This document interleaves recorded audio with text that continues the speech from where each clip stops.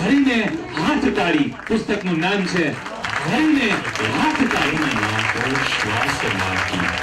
હરીને હાથ તાળી હરીને હાથ તાળી ધોળાગીરીથી જીવંત પ્રાણ લાવી હરીને હાથ તાળી હરીને હાથ તાળી ચિત્રગુપ્તના ચોપડેથી નામ ફાળી હરીને હાથ તાળી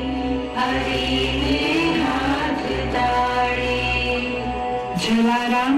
નરસૈયાને રણછોડદાસજી હરીને હાથ તાળી